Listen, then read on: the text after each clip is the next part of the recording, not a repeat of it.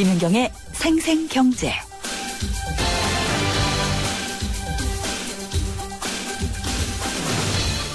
안녕하십니까, 김윤경입니다. 철도 민영화 논란이 뜨겁게 달아오르고 있습니다. 박근혜 대통령이 최근에 프랑스를 방문했을 때 도시철도 시장 개방을 시사를 했습니다. 그랬더니 이 과정에서 국회 동의도 없이 세계무역기구 정부조달협정 개정안이 이미 재가가 됐던 그런 사실이 뒤늦게 알려진 겁니다. 이것이 과연 합당한 절차를 거친 것이었느냐에 대한 문제가 우선 진행이 되고 있고요. 그리고 이것이 결국 철도 같은 공공부문을 민영화를 하게 되는 것에 어떤 사전 정지 작업이 아니냐, 이런 얘기가 핵심입니다. 절차상의 문제도 꼭 짚어봐야지 될 문제고요. 또 철도나 공공부문을 민영화하게 되면은 과연 우리 서민들이 받게 될 그런 영향들은 어떤 것인지를 짚어보지 않을 수가 없습니다. 일단은 정부에서는 이게 무슨 민영화냐라고 얘기를 하고 있습니다. 그냥 단지 개정안을 바꿨을 뿐이라고 얘기를 하고 있는데, 그렇다고 해서 이게 또 민영화가 아니라고 얘기하기는 어렵습니다. 시장을 개방하는 것이기 때문에 사실상으로는 민영화로 가는 절차라고 보는 견해들이 많습니다. 그래서 오늘 3부에서는 세계무역기구 정부조달협정을 대통령이 재가한 것, 그러니까 국회를 통과하지 않고 비준을 거치지 않은 것이 절차상으로 문제가 있었는지 없었는지에 대해서도 다시 한번 짚어보도록 하겠고요. 그리고 철도 민영화, 공공부문의 민영화라는 것이 과연 또 어떤 영향을 가져올 수 있을 것이냐에 대해서 자세히 짚어보도록 하겠습니다. 그리고 또 우리나라가 유럽연합으로부터 예비 불법 어업국으로 지정되는 망신을 샀다는 내용이 있습니다. 2부 경제 핫이슈에서 이 내용 전해드리겠습니다. 김연경의 생생경제 1부 시작합니다.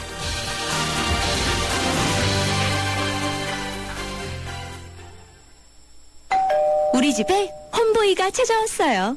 엄마에겐 오디오, 아빠에겐 TV, 아이에겐 동화. 홈보이 하나면 다 되니까 온 가족이 원하는 스마트한 선물.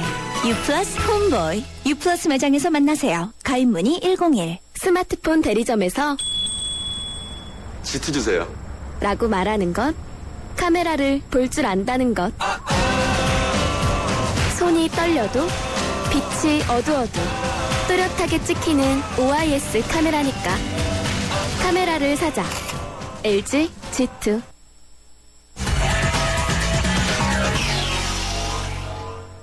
오늘 주식시장 상황 어땠는지 IBK 투자증권 서동필 투자전략팀장 연결해서 알아보겠습니다. 안녕하십니까? 네, 안녕하세요. 오늘도 조금 오른 것 같기는 하네요. 코스피. 기관이 구원투수로 나섰다고 하는데요.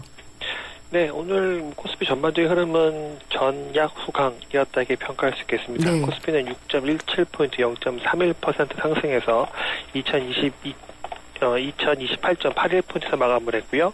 코스닥 지수도 오랜만에 빨간색 불이 켜지면서 코스닥, 코스피 모두 상승했다 평가할 수 있겠습니다. 코스피 시장을 보게 되면 외국인은 한 900억 원 정도 주식을 팔았지만 선물 시장에서는 한 3,500개 정도 매수 우위를 보였고요. 네. 이와 더불어서 국내 기관 투자들은 전체 한 1,800억 원 정도 매수 우위를 보이면서 결국은 국내 기관 투자들이 시장을 끌어올리는 데 공을 세웠다 이렇게 평가할 수 있겠습니다. 그래도 아직은 이렇게 크게 오르는 그런 모습은 아닌 것 같기는 한데요. 이게 단기 상승으로 조금 숨고르기 국면에 진입을 하면서 계속 좀 지루한 움직임을 보일 것이냐, 아니면은 또 치고 올라갈 가능성이 있겠느냐가 제일 궁금할 것 같아요. 글쎄 미국 증시는 연일 신고가를 경신하고 있으니까 여기에 눈 맞추기를 한다 그러면은 좀 우리나라 증시는 답답하다 이렇게 평가할 수 있겠고요. 하지만 외국인들이 오늘 같은 경우는 주식을 팔았지만 국내 기관들이 이 물량을 잘 소화해냈다는 점은 긍정적이겠습니다.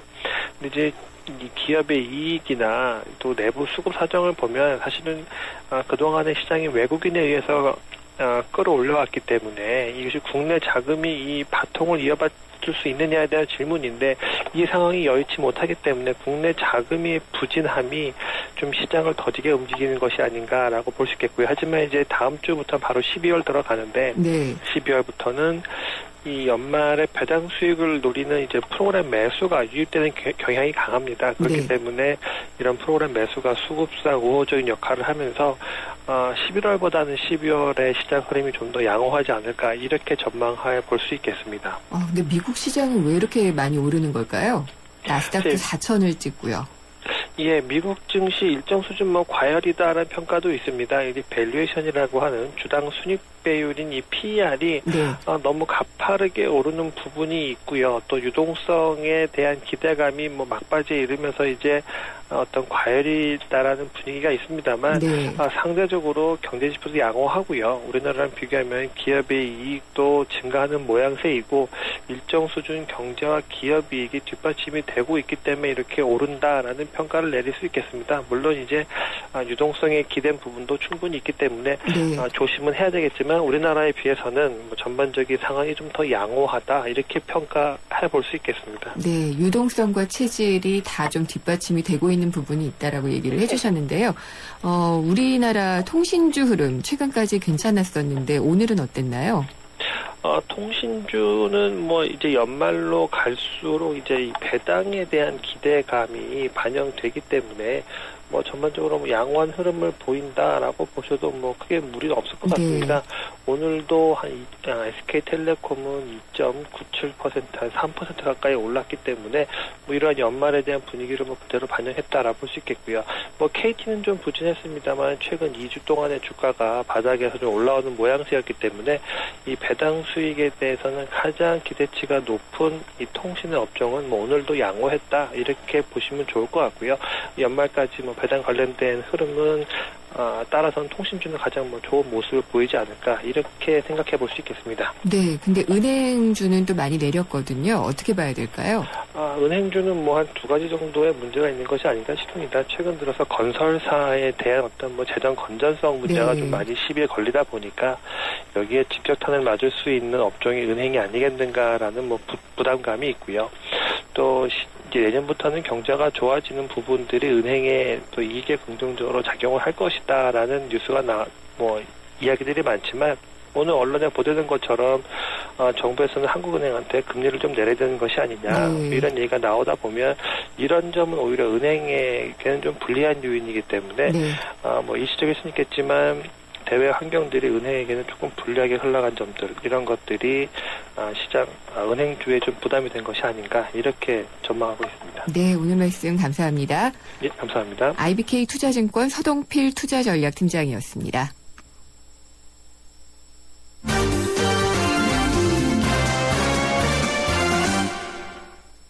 네, 오늘의 경제 뉴스 정리해 볼 시간인데요. 오늘 해주실 말씀 보니까 아침부터 제 주목을 끌었던 뉴스 중에 하나가 경단녀라는 얘기였어요.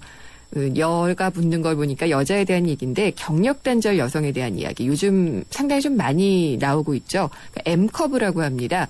보통 이게 처음에 사회에 진출을 해서 활발하게 활동을 할 때는 이제 곡선이 올라갑니다. 그래프가 올라갔다가 갑자기 출산과 육아 문제 때문에 확 떨어졌다가 그러다가 이제 다시 경제적인 문제나 이런 것들이 필요하기 때문에 다시 또 사회 활동에 나서게 되는 그래서 이제 M커브라고 얘기를 많이 하게 되는데요. 우리나라는 특히 이렇게 출산과 육아 때문에 경력이 단절되는 그런 여성들이 상당히 많습니다. 그래서 M커브가 깊어지고 있다라는 그런 얘기를 많이 하는데 경제 성장률을 높이기 위해서는 경제 활동 인구가 많아야 됩니다. 그럴수록 또 우리 전문성을 갖는 여성들도 상당히 좀 많아졌고 그렇기 때문에 좀 많이 취업이 됐으면 좋겠고 또 그런 경력 단절 여성들을 위해서 시간 선택제 일자리를 또 마련을 했다고 하는데 그런 게 좀 잘 마련됐으면 좋겠고요. 오늘 경단녀 얘기부터 해서 한국일보 이성철 산업부장님과 함께 좀 얘기를 나눠보도록 하겠습니다. 안녕하십니까? 네, 안녕하세요. 네, 제가 주저리 현단녀에 대한 얘기를 좀 드렸습니다. 네. 예. 제 주변에서도 상당히 많거든요. 많죠. 네. 사실 이거는 어쩔 수 없는 현실이고 또 어떤 의미에서는 우리가 넘사벽이라고 그러죠. 네. 참 넘기 힘든 어려운. 현실적인 벽인 것도 사실인데 근데 문제는 이게 자꾸 늘어난다는 겁니다. 네. 기혼 여성 5명 중 1명 정도가 어쨌든 일을 하다 그만둔 경력 단절 여성 이른바 경단녀라고 하고요. 특히 결혼을 한 20대 내지 30대 여성들의 이 육아로 인한 경력 단절이 갈수록 더 심각해지고 있다. 이런 지금 조사 결과가 나왔습니다. 네.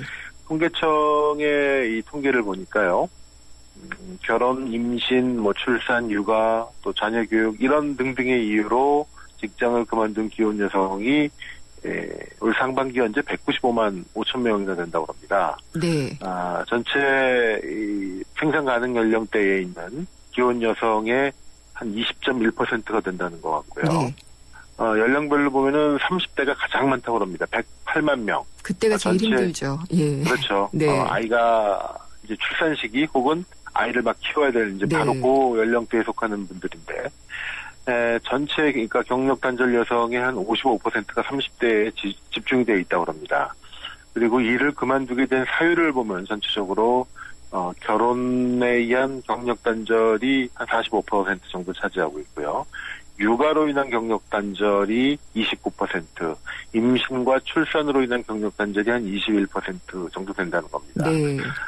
특히 가장 문제가 이제 육아 쪽인데, 이 육아로 인한 경력 단절, 이것은 작년보다 한 7만 명 정도가 8만 명 정도가 더 늘어났다고 합니다. 네. 그리고 어떤 의미에서는 가장 경제활동이 왕성해야 될 20대와 30대 기혼 여성에서 이런 육아로 인한 경력 단절이 작년보다 더 심해졌고, 30대 같은 경우는 육아 때문에 직장을 그만둔 비율이 34%, 네. 작년이 29%였는데 5%포인트 정도가 더 높아졌다는 겁니다. 제가 어제 이제 이 시간 통해서 이 시간 선택제 일자리에 대한 말씀드렸는데, 이 시간 선택제 일자리라는 것은 아시는 것처럼 파트타이머는 파트타이머인데 기존의 아르바이트 같은 거하고는 좀 다르게 정규직에 준하는 그래도 혜택이 부여되고, 네. 임시 일용직 형태가 아닌 최소한 무기계약 내지는 고용계약이 정식으로 체결되고 있는 그런 일자리를 말하는데, 사실 이런 경력단절 여성들한테 이런 자리는 굉장히 유용한 자리가 될 겁니다. 그렇죠. 다만 문제는 몇몇 대기업들 빼고는 사실 제대로 된 시간 선택지 일자리를 내놓는 데가 별로 없고, 네. 결국 정부가 이거를 늘리겠다는 얘기하지만 결국은 아주 열악한 이 알바성 시간제만, 알바성 파트타이머들만 늘어나는 거 아니냐, 이런 지적도 나오고 있는데, 사실 이거는 개인의 문제겠지만요, 우리나라가 점차적으로 이 성장 동력이 떨어지는 이유 중에 하나가, 생산 가능 인구가 점점 줄어드는 그런 요인도 있지 않습니까? 네. 근데 그것은 결국 지금 일할 수 있는 여성들을 또 어쩔 수 없는 사유로 인해서 가정에만 이제 머물러 계신 일할 수 있는 여성들을 자꾸 일할 수 있는 쪽으로 유도를 하는 것이 필요한데, 네. 그것은 그렇기 때문에 개인적으로 극복할 수 있는 문제는 아닌 것 같고요. 네. 제도적으로 또 정부와 기업들의 어떤 지원으로 함께 풀어가야 될 숙제가 아닌가 싶습니다. 네, 저는 전혀 개인의 문제라고 보지는 않고요. 힐러리 클린턴이 예전에 그런 얘기를 했어요. 하나의 아이를 키우려면은 온 동네가 참여를 해야 된다는 얘기를 했었던 것 같은데, 온 사회가 필요하다는 생각을 하고, 이 시간 선택제 일자리 같은 경우에도 기업에게 그냥 하라고만 하면은 과연 하겠어요? 이게 중소기업 같은 경우에는 특별하게 또 이렇게 어렵잖아요. 한 사람이 또 자리를 비우게 되면 어렵기 때문에 인센티브 같은 것도 확실하게 좀 준다든지, 그런 걸 준다면은 좀 많이 좀 활성화되지 않을까라는 생각을 좀 해봅니다. 네. 그리고 은행에 계좌 이동제가 도입된다 그러는데 이게 어떤 건가요? 지금 예를 들어서 나는 A라는 은행을 하고 있는데 좀 B라는 은행으로 바꾸고 싶다, 거래은행을 하는 경우가, 보통은 이제 주거래은행 같은 경우가 이제 직장에 다니시는 분들은 이제 월급이 나오는 통장과 연계되어 있지 않습니까? 네. 근데 그렇지 않고 뭐 직장을 옮긴다거나 혹은 뭐 다른 어떤 이유로 인해서 A라는 은행에서 B라는 은행으로 바꾸고 싶어도 쉽게 그게 안 되는 이유 중에 하나가, 거기에 이제 그 자동이체 시켜놓은 연계되어 있는 것들이 굉장히 많습니다. 공과금 자동이체라든가 카드 자동이체라든가 또 급여이체라든가 여러 것들이 이제 같이 엮여 있어서 그걸 일일이 다 옮기느니 아예 그냥 계속 거래하던 은행을 하지, 이런 경우들이 많은데, 앞으로 이것이 바뀌게 된다는 겁니다. 이게 2016년부터 한 3년 뒤부터인데요.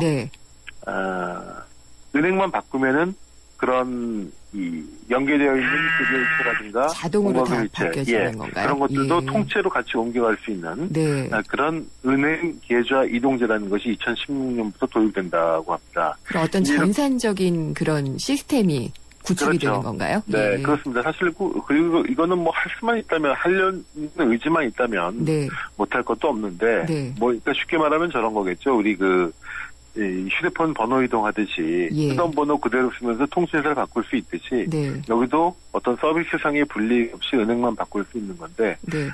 이것은 이제 소비자들의 어떤 은행 선택권을 좀 확대시켜주고 또 무엇보다도 은행들 간의 어떤 경쟁을 촉진한다는 차원에서 네. 2016년부터 도입을 한다고 합니다. 네.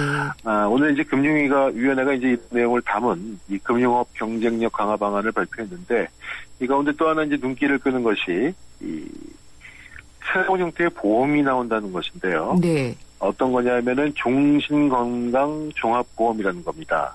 기존의 지금 사실- 종신보험과는 다른가요? 네, 그렇습니다. 그러니까 네. 건강 쪽만 보장을 하는 건데요. 네. 지금도 이제 물론 건강 어떤 질병이나 이런 걸 보장하는 상품이 있습니다만 고령하실 때 가장 중요한 거는 간병 서비스, 또 네. 치매 돌봄 서비스 이런 것들이거든요. 네. 지금은 예컨대 뭐 치매에 걸리면은 이제 그 치료비나 이런 것들이 지급되는 경우가 있는데 사실 뭐 주변에 치매 환자나 중증 노인 환자가 있으신 분은 알겠지만 제일 비용이 많이 드는 게 이 간병비입니다. 네. 근데 간병비는 우리나라 지금 현재 보험이 제대로 커버가 돼 있지 않는데 앞으로는 이런 간병비라든가 이런 이 치매 도우미 분들한테 지급되는 비용 네. 이런 것들을 보장해주는 새로운 형태의 종신건강종합보험 이런 것들이 내년 말에 나오게 된다고 합니다. 아마 네. 고령화 시대에 굉장히 필요한 네. 다른 나라에는 이미 도입되어 있는 상품들인데 우리나라에 좀 늦었습니다만 굉장히 필요한 상품이 아닐까 싶습니다. 예. 그리고 또 이제 금융 쪽 얘기를 계속 하다 보면은 이 동양 사태 때도 그랬지만은 상품에 대해서 제대로 설명해주지 않는 불안전 네. 판매가 상당히 문제잖아요. 네. 그게 실제로 좀 많이 문제가 된 것으로 나타났다고 하죠. 네, 그렇습니다. 이 금융위원회가 금융감독원이 펀드 미스터리 쇼핑이라는 걸 했는데요. 네. 이제 미스터리 쇼핑이라는 건 일종의 암 감찰입니다. 감독 당국의 어떤 그 직원들이 고객인 것처럼 가정해가지고 상품 설명을 듣는데 정말로 제대로 상품 설명을 하는지, 네. 혹시 불안전 판매 부분은 없는지 이런 것들을 체크하는 그런 시스템인데 이번에 지난 9월하고 10월에 28개 금융기관 570개 점포에 대해서 금융감독원이 아주 대대적인 미스터리 쇼핑을 해봤더니 네. 평균 점수가 79.4점으로 나왔다고 합니다. 작년보다 조금 높아지긴 높아졌는데 네.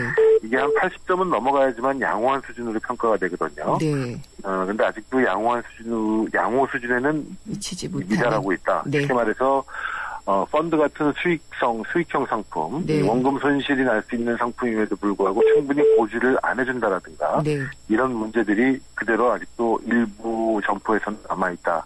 결국 이제 그런 것 때문에 동양 사태가 왔는데 네. 아직도 그 현장에서는 이 문제가 확실하게 개선되지는 않은 것 같습니다. 알겠습니다. 오늘 말씀 감사드립니다. 네. 예, 한국일보 이성철 산업부장이었습니다.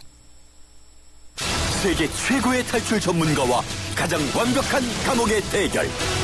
나우유시미 제작진의 불가능한 플랜이 시작된다. 아놀드 슈왈제네거, 실베스터 스텔론. I'm gonna burn this place to the ground. 이스케이프 플랜 12월 5일 대개봉. 청소년 관람 불가. 안녕하세요. 국악소녀 송소희입니다. 지금 KT에선 광대역이 빵빵 터지니까 실시간 영상도 끊기지 않고 선명하게 잘 보여요. 나에게 필요한 건 지금 되는 광대역. 나의 광대역 LTE는 KT입니다. 광대역 LTE 올레. 생생경제 1부 함께 하셨습니다. 잠시 후 2부에서 뵙겠습니다. 우리 동네가 활짝, 우리 모두가 활짝. 도시 한가운데 안 쓰던 공간을 활용해서 짓는 친환경 복합주거타운 행복주택이 찾아갑니다. 직장은 훨씬 가까워지고 신혼부부나 대학생에겐 집값 부담이 줄어들고 모두가 신나고 활기찬 우리 동네. 기대하세요. 당신의 가장 가까운 곳으로 행복주택이 찾아옵니다. 행복이 활짝. 이 캠페인은 국토교통부와 LH, 코레일, 한국철도시설공단이 함께합니다. 문화인사 60인이 선정한 올해 콘서트 1위. 올해 최다 도시공연 황익동원 1위. 저력의 가왕 조용필, 그가 돌아온다. 11월 30일과 12월 1일 인천 삼산 월드체육관을 시작으로 12월 13일부터 15일까지 서울 올림픽공원 체조경기장 그리고 부산과 대구에서 여러분을 만납니다. 2014 조용필 전국 투어 콘서트 헬로 앵콜 공연. 티켓 예매는 인터파크 1544-1555.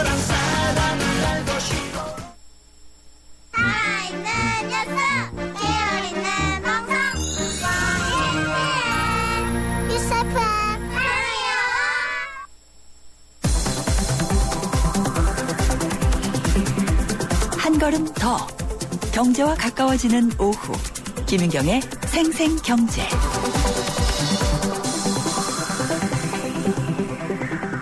세상의 베이스가 되다 포스코 협찬으로 김윤경의 생생경제 2부 시작합니다. 생생경제에 직접 참여하실 수 있습니다.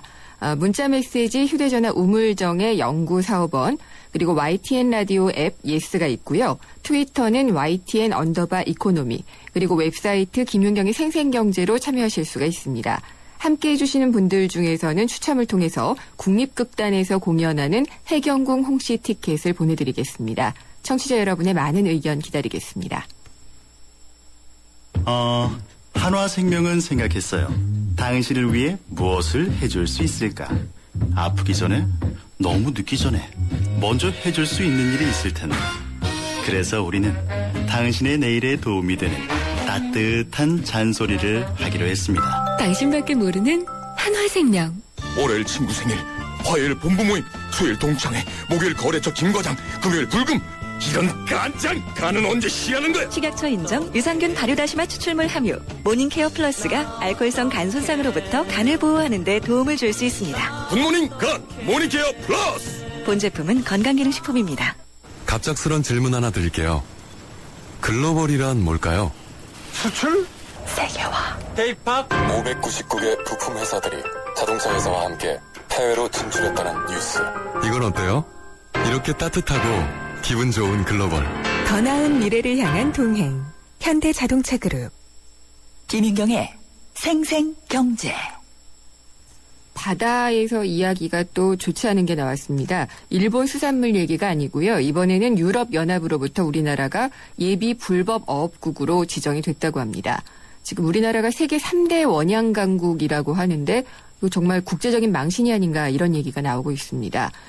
지금 정부가 해양 강국에 또 포부를 밝히면서 해양수산부를 특히나 발족시켰던 그런 또 그 전력이 있는데 앞서 미국에서도 올해 초에 우리 원양어선의 불법 행위를 문제 삼아서 불법 조업국으로 지정을 했었고 또 이번에는 유럽으로부터 또 이런 조치를 당했다고 하니까 정말 이렇게 되면은 이후에 또 수산물 수출도 상당히 많이 하는 것으로 알고 있는데 그런 것도 문제가 되지 않을까 걱정이 좀 됩니다.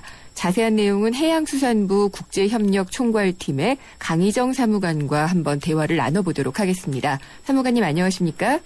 네, 안녕하세요. 네, 유럽연합에서 이번에 우리나라와 가나, 이것도 못 들어본 나라인데 쿠라카오 이렇게 세 나라를 예비 불법 어업국으로 지정을 했다라고 하던데 예비 불법 어업국이면은 완전하게 그렇게 낙점이 된 거는 아닌가 봐요.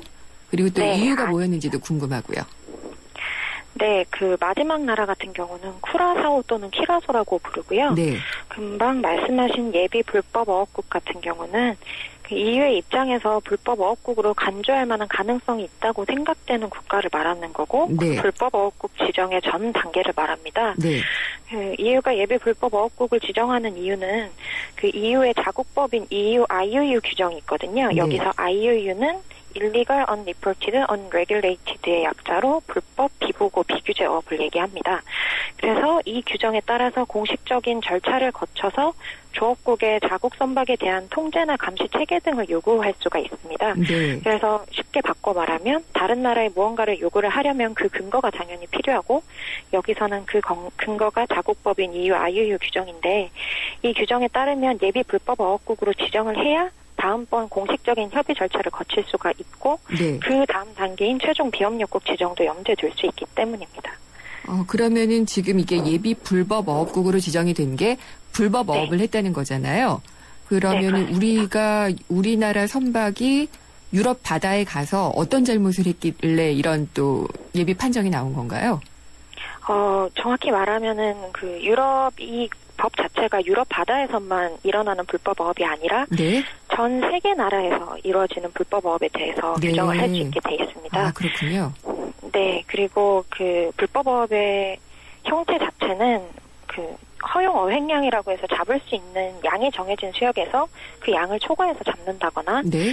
허가권이 없는 나라에 들어가서 어업을 한다거나 네. 왜냐하면 바다에는 이제 땅처럼 경계가 정해져 있는 게 아니기 때문에 각 나라의 영해들이 그 경계가 구분이 잘 되어 있지 않거든요. 네. 그러다 보니까는 넘어가기도 쉽고 이런 좀 사항들이 있죠. 네. 그럼 우리가 좀 어획량을 많이 한 것도 있고 그다음에 들어가지 말라는 바다에 들어가기도 하고 그랬던 건가요? 네, 여러 가지 형태로 나타납니다. 네. 이게 근데 한 번 경고가 또 됐었다고 그래요. 사전에 한 번 됐었는데 이번에 또 해결이 안 되고 이렇게 예비 어업국으로 지정이 된 이유는 뭘까요? 그 앞에 있는 한 번 경고라는 거는 저희가 공식적인 경고를 받은 건 이번이 처음이고 네. 그 앞에는 아마 협의 과정에서 뭐 한국이 불법어업에 대해서 조금 더 책임 있는 자세를 가지고 네.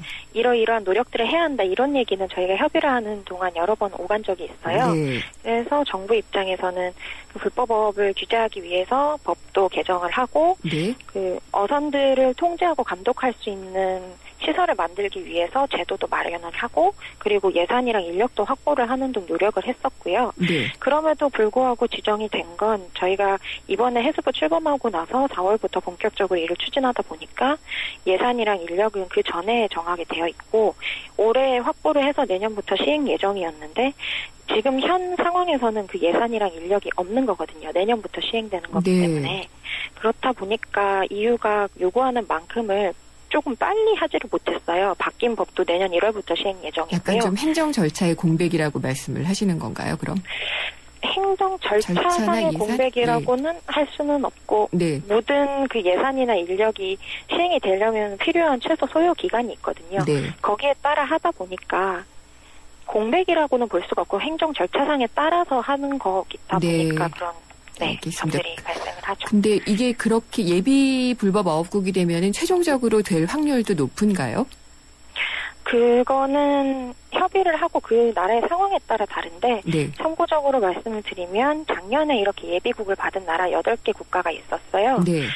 작년 11월에 예비국을 받았고 어제 그러니까 현지 시간으로 어제 그 8개국 중에 3개국이 최종 비협력국 그러니까 최종 불법 어업국으로 판명을 받았습니다. 네. 그래서 그 교섭을 하고 협상을 하는 과정에서 예비 불법 어업국인 그 나라가 어느 만큼의 개선이 되고 어느 만큼의 변화가 있냐에 따라서 최종으로 지정이 될 수도 있고 아닐 수도 있는 거죠. 네. 그런데 우리나라 같은 경우는 협의를 하는 과정에서 EU 같은 경우가 그 실무자가 조심스럽게 얘기를 하기는 했지만 한국 같은 경우는 최종으로 될 가능성은 매우 적다고 얘기를 한 바가 있습니다. 네, 그러면은 지금 해수부에서는 이 예비 불법 어업국으로 됐지만은 최종적으로 되지 않기 위해서 좀 노력을 하셔야지 될 것 같은데 어떤 노력들을 어떻게 할 계획을 갖고 계신가요?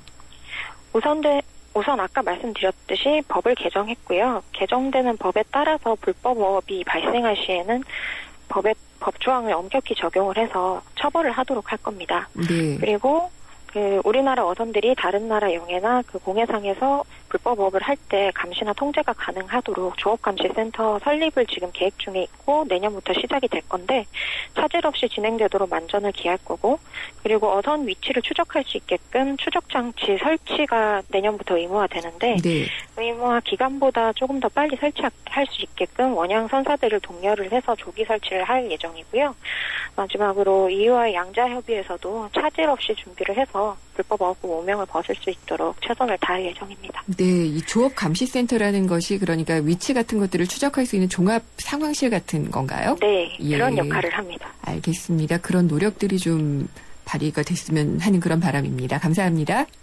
네, 감사합니다. 네, 해양수산부의 강희정 사무관이었습니다. 그리고 미국과 유럽연합이 우리나라를 예비 불법 어업국으로 지정을 했지만 국제환경단체인 그린피스도 우리나라가 불법으로 어업을 하고 있다라는 것을 지속적으로 지적을 해왔다고 합니다. 그린피스 해양 캠페이너로 활동하시는 박지연 캠페이너께 이 얘기에 대해서 또 자세히 한번 들어보도록 하겠습니다. 안녕하십니까? 네, 안녕하세요. 네, 앞서 지금 정부 입장을 들어보셨겠지만은 박 캠페이너께서는 우리나라의 이 최종 불법 어업국 지정 가능성, 유럽연합으로부터 그렇게 받는 가능성을 어느 정도라고 보고 계신가요? 가능성에 대해서 지금 얘기하기는 조금 좀 불확실한 상황이고요. 앞으로 해양수산부가 어느 정도의 의지를 가지고 실질적으로 구체적으로 실천을 해가느냐에 따라서 달라질 거라고 생각합니다. 네. 근데 이게 가능성이 뭐 낮다 높다 이 문제는 정말 우리가 지금 점치기는 어렵겠지만 네. 앞서 말씀드렸지만 국내외 환경단체들이 우리나라가 이렇게 될 줄 알았다라는 그런 얘기들을 하는 것 같아요. 그런 반응들을 보였다고 하는데 우리나라가 불법으로 어업을 하는 경우가 어느 정도나 어떻게 자행이 되고 있나요?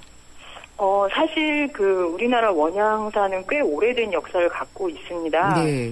1957년도부터 시작된 이제 원양사에서 지금 거의 50년 이상이 되어 가는데 그동안 이제 불법 어업이라고 하는 것은 머나먼 원양바다에서 이루어지기 때문에 대체로 바다에서 일어나는 온갖 행위를 우리가 감시를 하고 알 수가 없습니다. 네. 예, 그런 상황이기 때문에 한국의 원양어업의 불법업 실태가 어느 정도로 다른 나라와 비교해볼 때 심각하느냐, 이것을 보면 일단 저희가 2010년도부터 계속해서 추적해온 자료나 를 살펴보면 한국의 불법업은 우리나라의 OECD 경제 대국 의 어떤 자격이나 입장으로 봤을 때는 좀 높은 편이라고 볼 수 있고요. 네. 예, 그리고 그만큼 불법업을 근절하겠다는 정부의 도 매우 약한 상태입니다. 근데 기사를 보니까 서아프리카 해적들이 많다는 그쪽인 것 같은데 거기 가서 우리나라가 불법 어업을 하는 경우가 많다 이런 얘기가 좀 나오고 있어요. 네네. 근데 우리도 사실 중국이 불법 어업한다고 항상 이렇게 지적하고 있으면서 네. 왜 우리도 가서 그렇게 하고 있는지 그런 게 좀 근절이 안 되는 이유가 궁금해요. 네네. 사실 저희가 지난 4월에 한국 원양어업의 불법업 실태 보고서를 냈을 때 네. 저희가 한국 원양어업의 불법업은 서부 아프리카뿐만 아니라 전 세계 5대양에 저희가 배가 나가 있는데 네. 5대양 전역에서 지금 다양하게 이루어지고 있습니다. 그러니까 전 세계 각지에서요? 예. 그러니까 서부 아프리카는 사실 일부 해역이고요. 네. 지금 아프리카 연안에 가서 왜 그러는가? 그러니까 왜 그러면 또 다른 나라에 가서 그런 불법업을 하는가? 중국을 비난하면서 우리나라는 왜 그러는가라고 물어보시잖아요, 선생님들이. 그러면 제가 대답해드릴 수 있는 말은 원양업계는 당연히 돈을 줬을 수밖에 없고요. 네. 예, 돈을 줬다 보면 당연히 불법업을 하고 있다라는 각성을 하지 못하고 계시고, 네. 그를 또 관리하고 통제할 책임은 결국 정부에 있는데, 네. 우리나라 정부가 그만큼 관리와 책임을 제대로 다하지 못했다. 이렇게 생각합니다. 그렇다면 이런 비교가 가능할지는 모르겠는데요. 이윤을 추구하는 거는 당연한 어떤 또 목표라고 보여지기도 해요. 물론 이제 법을 헤쳐가면서 그렇게 하면 안 될 텐데 다른 나라의 경우에도 다 이윤을 추구하는 거는 맞잖아요. 원양어업을 할 때는. 네네. 예. 근데 우리나라가 특히 더 그렇다라고 볼 수가 있는 건가요? 아니면은 비슷한 수준이라고 볼 수가 있는 건가요? 예, 제가 볼 때는 우리나라는 그동안 이제 원양업계가 바다에서 어떤 일을 하고 있고 어떤 문제가 있는지 국내 여론에 잘 알려지지 않았습니다. 네. 그러니까 전혀 노출이 안 되어 있던 네. 사람들이 잘 알지 못했던 그런 곳이고요. 그래서 저희가 한국 원양업의 불법업 문제를 이렇게 실태 보고서를 내기 전에는 사실 불법업이라는 개념조차도 없었죠. 네. 그러니까 당연히 업계분들도 인식이 그만큼 미비하시고 정부 관계자분들도 그에 대해서 각성이 없으셨기 때문에 그만큼 불법업이 창궐을 했고 그런 부분에서 보면 다른 유럽연합이나 미국과 같은 다른 선진국에 비해서는 불법업의 심각도가 좀 높은 편이라고 볼 수 있습니다. 이게 그럼 어떤 교육의 문제라든지, 그러니까 사전에 네. 어떤 그런 인식 변화라든지 이런 게 필요할지 아니면은 좀 강한 규제가 필요할지 그 부분도 좀 궁금해요. 예, 두 부분이 같이 가야 되고요. 그러니까 일단은 지금 국제사회가 네. 점점 이제 수산자원이 고갈 위기가 심각해지고 있기 네. 때문에 이런 불법업을 단속하고 이런 불법업을 추방하겠다고 하는 국제사회의 의지가 점점 높아지고 있습니다. 이는 여러 국제 수상기구에서 계속해서 올라오고 또 그만큼 그에 따라서 미국이나 유럽연합과 같은 그런 나라들이 그 규제를 강화하고 있는 추세입니다. 따라서 그런 추세를 국제사회 추세에 능동적으로 대응해서 불법업을 방지하고 그런 규범에 맞춰서 해야 이익도 행할 수 있고 그런 거죠. 그러려면 인식도 당연히 높아져야 하고 정부의 교육도 필요합니다. 네, 감사합니다. 오늘 말씀. 그린피스의 박지연 해양 캠페이너였습니다.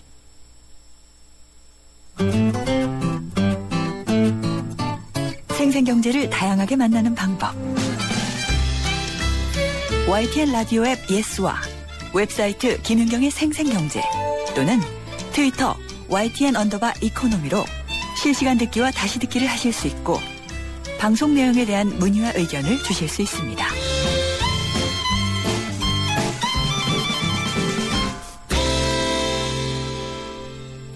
살림살이 나아지는 여심 잡는 경제 시간입니다.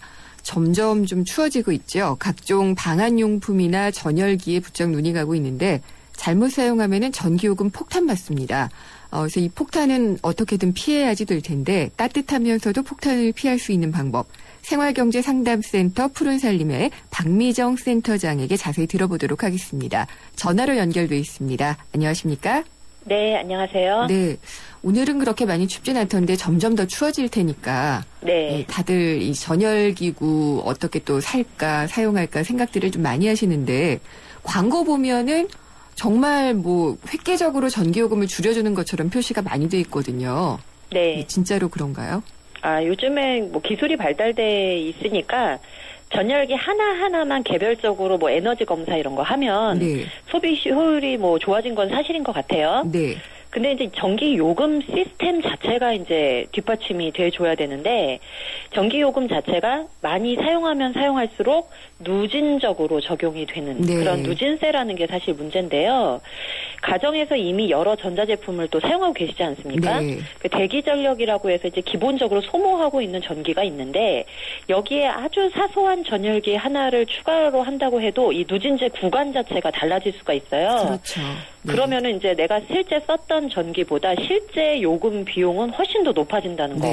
이 다들 이제 잘 알고 계시거든요. 근데 이제 그게 얼마나 되겠어? 이제 이렇게 생각을 하고 계시는데요. 에너지관리공단에 이제 한 달에 3, 4원이던 전기요금 정도가 어떤 거 한 번 잘못 써가지고 40만 원, 60만 원, 심지어는 100만 원까지 넘었다는. 되나요? 그러니까 이게 사실 상상하기 어려운 요금 아닙니까? 이런 피해 사례가 이제 너무 많이 접수가 되고 있다고 해요. 전열기 광고에서 한 달에 10,000원이면 따뜻한 겨울을 보낼 수 있다. 이런 말들이 사실은 사람들이 약간 헷갈려하는 것이죠. 약간 착오를 일으키는 건데 이게 누진제를 적용한 것이 아니라 오로지 그 전열기에만 사용했을 때 요금일 수 있다라는 거를 반드시 기억을 좀 하셔야 될 것 같아요. 네, 알면서도 또 속게 되는 것 같기도 하고요. 네. 이 누진제라는 게 그런 생각이 들어요. 그러니까 찰랑찰랑 이제 물이 넘어가려고 하는 찰나에 정말 한 방울을 떨어뜨리면은 물이 엎질러지는 그런 거잖아요. 근데 누진제가 구간이 촘촘해서 그게 문제다라는 정도는 알고 있는데 어디서부터 어떻게 적용되는지는 잘 모르잖아요. 그 부분을 좀 설명 부탁드릴게요.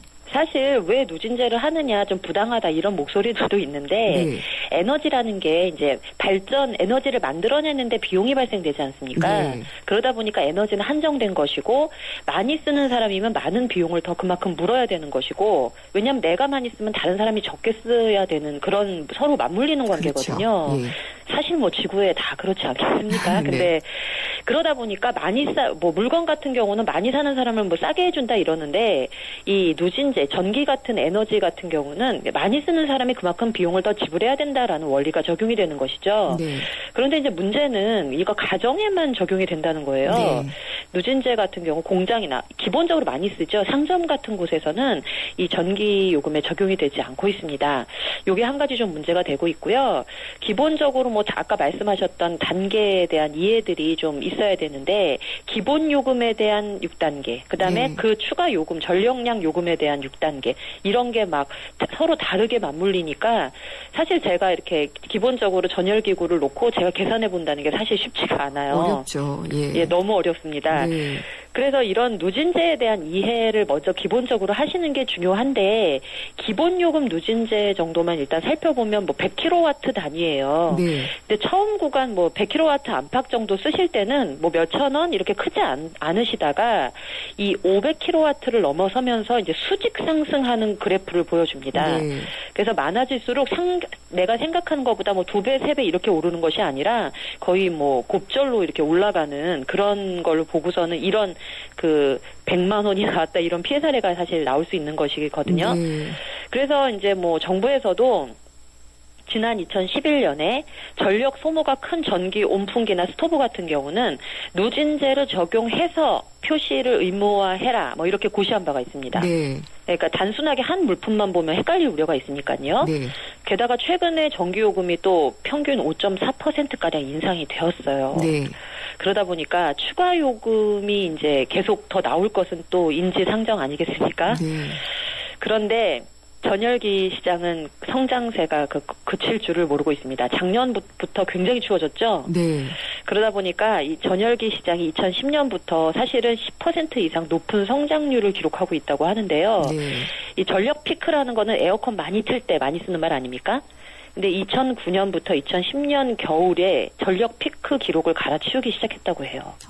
예. 이게 아마 네. 그 사무실 같은 데는 적게 틀어라고 이렇게 공문이 많이 내려오잖아요. 네. 그렇게 되면은 알게 모르게 추우니까 또 전열기를 개인별로 또 켜게 되면은 예, 그런 사례도 상당히 좀 많은 것 같더라고요. 네, 맞습니다. 근데 이게 누진제를 이렇게 적용한 요금을 표시해라라고 네. 하더라도 네. 이게 우리 가정에서 쓰는 전기 용품이 가전이 한두 개가 아니기 때문에 네. 잘 모를 것 같아요. 그럼 고지서에나 이런데 내가 얼마나 우리 집이 가정에서 전력을 사용하고 있느냐 이런 것들을 좀 많이 따져보고 그래야지 될까요? 네, 아무래도 좀 고지서를 들여다보시고 네. 이 숫자라서 좀 어렵다고 해도 우리가 한 용량을 어느 정도는 쓰고 있는가에 대한 감은 잡고 네. 계셔야 돼요. 네. 근데 이제 항상 문제는 추가로 뭘 샀을 때보다 평소 대기 전력과 사용 전력에 대한 개념이 훨씬 중요하거든요. 네. 그 전기 난로 같은 걸 추가 구매해서 뭐 하루 평균 2시간 정도 사용을 했다. 그 구간이 달라지게 되면 전기 요금은 2만 원가량이 늘어나요. 뭐 몇천 원씩 이렇게 늘어나는 게 아니라 4시간 썼다. 그러면 또 이제 2만 원이 늘어났으니까 뭐 4만 원 정도 될래나 하면은 5만 원 이상이 늘어난다고요. 이런 식으로 굉장히 계산이 불가능하게 늘어납니다. 그런 상황이 계속 발생되는 것 같고요. 네. 전기가 좀 그냥 무한대로 생산됐으면 좋겠다 이런 생각도 해봤지만 어쨌든 지혜롭게 또 이 겨울을 나야지 될 것 같습니다. 네. 오늘 말씀 감사드립니다. 네, 감사합니다. 네, 푸른 살림의 박미정 센터장이었습니다. 세계 최고의 탈출 전문가와 가장 완벽한 감옥의 대결. 나우 유시미 제작진의 불가능한 플랜이 시작된다. 아놀드 슈왈제네거, 실베스터 스텔론. I'm gonna burn this place to the ground. 이스케이프 플랜 12월 5일 대개봉. 청소년 관람 불가. 그들의 노트는 이미 그 자체로 훌륭하다. 그래서 우린 당신만의 은밀한 노트를 만들었다. 노트에 지문인식을 더한 베가 시크릿 노트. 훌륭한 것에 머물지 않는 것. 이것이 우리의 소명. 한 발 더 간다. 고로 존재한다. 베가. 그렇게 빨라서 뭐하냐고? 더 빨리 생각하고 더 빨리 행동하고 더 빨리 도전했던 사람들이 세상을 바꿨으니까. 이것이 SK텔레콤이 더 빠른 LTA를 더 빨리 당신에게 전하는 이유. 넓고 빠른 LTA는 SK텔레콤. 차에 대해 우리가 알고 있던 것들이 송두리째 뒤바뀐다면 세상의 모든 차에는 우리가 알지 못했던 또 하나의 기능이 숨겨져 있었다. 차로 대출을 받는 놀라운 기능. 현대캐피탈 자동차 담보대출. 타던 차 그대로 신용대출보다 낮은 금리, 중도상환 수수료 면제, 거기다 입금까지 1시간, 신용대출보다 우대받는 오너드라이버 전용 대출, 현대캐피탈 자동차 담보대출 1588-5330. 금리 8.9에서 19.9%, 연체금리 19에서 29%, 홈페이지 상품 설명 및 약관 참조, 과도한 빚 고통의 시작입니다. 스마트폰 대리점에서 G2 주세요 라고 말하는 건 동영상을 아주 많이 본다는 것. 놀랄 만큼 선명하고 오래 봐도 편안한 FHD IPS니까. 화질을 사자. LG G2. 내신 뉴스 듣고 생생경제 3부에서 뵙겠습니다.